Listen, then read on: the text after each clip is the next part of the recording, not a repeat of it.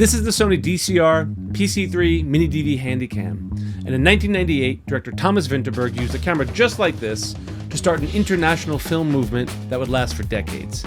Hey, I'm Mike, I studied film, I work in TV, and I love movies. The Celebration is a Danish film released in 1998 by director Thomas Vinterberg.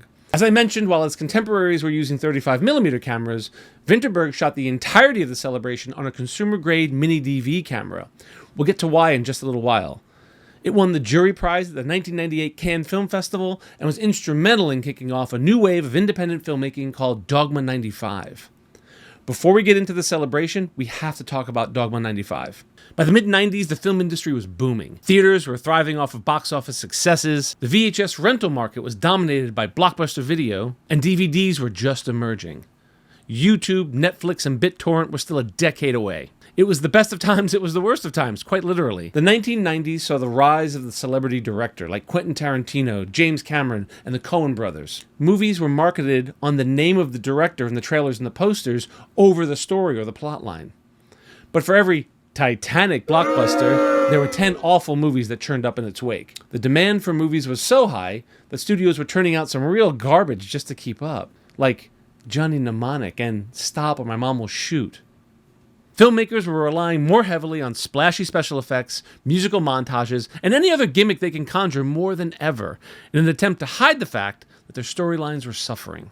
Filmmaker Lars von Trier and a group of Danish filmmakers, including Vinterberg, wanted to rescue cinema. They thought story was paramount, and penned a set of rules that were designed to reveal a film's truth. They wanted filmmaking to be stripped down and returned to its basics. On March 13, 1995, in Paris, a conference was held of influential people within the film world to celebrate the first century of motion pictures and to discuss the future of cinema. Lars von Trier was asked to speak at the event and showered the audience with red pamphlets announcing Dogma 95. He, along with Vinterberg, unveiled their manifesto that they called the Vow of Chastity. The Vow of Chastity detailed 10 simple rules in order for a film to be certified as Dogma 95. They are as follows. Shooting must be done on location. Props and sets must not be brought in. If a particular prop is necessary for the story, a location must be chosen where this prop is to be found. For example, if a character pulls out a, chainsaw, there must be a shed or other natural location for that chainsaw to have come from. 2. The sound must never be produced apart from the images or vice versa. Music must not be used unless it occurs where the scene is being shot. That means no sound design, no score, no music, unless it's being played inside of a scene from an instrument or through a pair of speakers or a radio.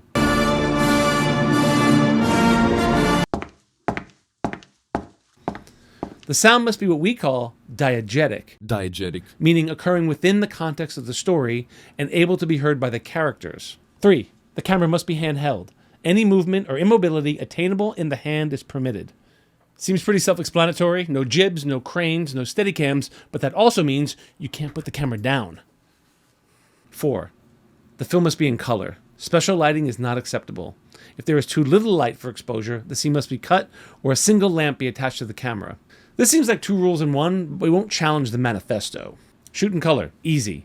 And special light is not allowed, meaning all lighting must be sourced within the scene using natural light, lamps, windows, etc. No Fresnels, no Aries, no Quasars, nothing that isn't already in the scene. You don't got no lady fingers, fuzz buttles, snicker bombs, church burners, finger blasters, gut busters, zippity doodahs, or crap flappers? No. 5. Optical work and filters are forbidden. That means no CGI, no special effects, and no filters that would otherwise change the shot. But that also means no titles, unless they occur naturally within the shot. 6. The film must not contain superficial action, like murders, weapons, etc. must not occur. I take this to mean that unless you're making snuff films, no one is actually dying. The plot cannot contain gunplay where a character ends up dead. 7.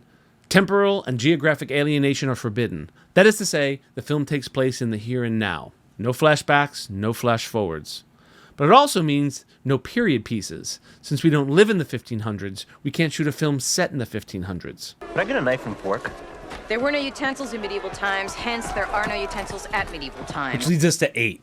Genre movies are not acceptable. This is a strange one to me because everything can be described by a genre, but I think they mean no conventions of genre films, like a rom-com where it's expected for the guy to get the girl in the end. The reason for this rule is that genre movies have set plot expectations that make them predictable and boring. They wanted to fight against this genre predictability, so you couldn't figure out the plot while you were watching. They wanted the story to unfold organically instead of forcing it into a cookie-cutter pattern of genre convention. 9. The film format must be Academy 35. Academy 35 refers to the aspect ratio. It was standardized by the Academy of Motion Picture Arts and Sciences as the standard film aspect ratio in 1932. Today we use 16 by 9 and even 1.85 by 1 and 2.40 by 1 for anamorphic. Finally, 10.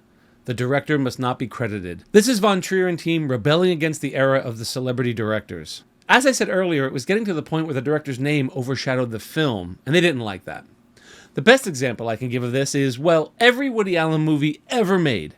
Besides Sleeper and Manhattan, I don't think I can distinguish one Woody Allen film from another. It's just a Woody Allen film. Hey, you want to go see a Woody Allen film tonight? Sure. It doesn't matter which one. Dogma 95 was against all of that. There were 35 films in all, certified as Dogma 95. I'll put the full list of the films in the description with links to their IMDb pages if you want to dig in further. The Dogma 95 movement put Denmark on the map as a film center, although only 10 of the films are Danish, and kicked off a wave of low-budget, independent filmmaking that lasted until 2005.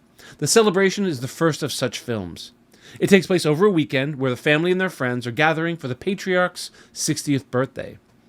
During the meal, Christian, the eldest son, rises to give a toast and drops a bomb on the unsuspecting guests.